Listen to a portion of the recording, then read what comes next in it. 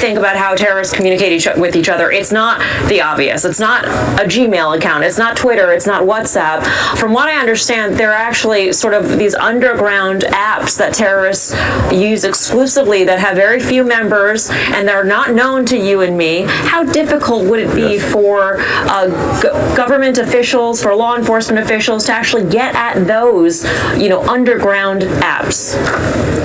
Well, if we had a solid cybersecurity presence in the world, both the U.S. and the U.S. allies, it would be trivial. Let me explain something. Harris Corporation of Melbourne, Florida, creates a device called a Stingray. There are 100,000 of them in use here in America spying on U.S. citizens. That device can intercept phone calls within a half-a-mile radius. The device has a secondary purpose. If you have the correct software, it can push down, meaning you have a telephone and frequently AT&T will say, we're updating your system. It will do something very similar, only it puts special software on the phone that does two things. It traps all the keystrokes so that when you're typing something in, you get to read it. Whether or not it's encrypted, we don't care because it's encrypted after you type it.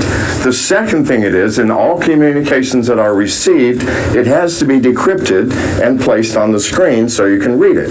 So it has a screen capture. If we had the proper technology, we have it, we're not putting it all together. We don't have a coherent strategy. We're looking for terrorists here in America. By the time that happens, it is way too late. I know we have people on the ground in Middle Eastern countries. Are you saying, John, that we actually have the existing technology, the so-called Stingray or something like it, that could actually help us combat terrorism as we speak? Because it doesn't matter if they're using these apps. This particular device will actually track what's being typed. It doesn't matter how it's transmitted. We'll know what the message is. It doesn't matter. We don't care about the transmission. We're reading it as he's typing it, and we're reading it as it's received and unencrypted. Now, all those devices are being used here in America against U.S. citizens. Look it up.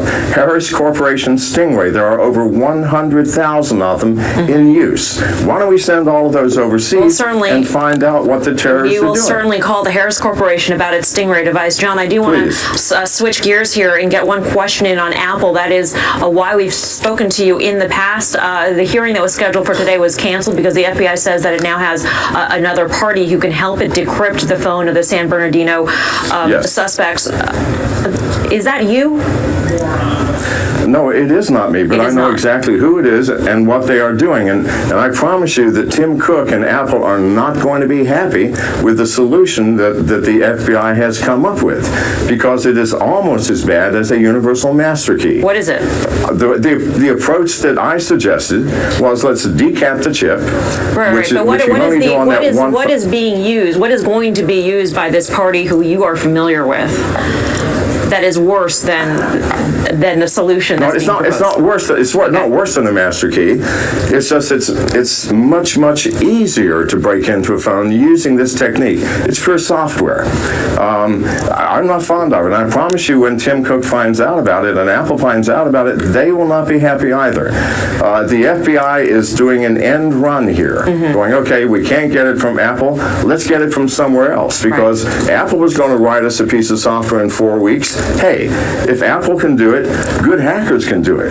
Let's do the same thing. And that's what's happened here. Got it. John, thank you for your time. Good to see you.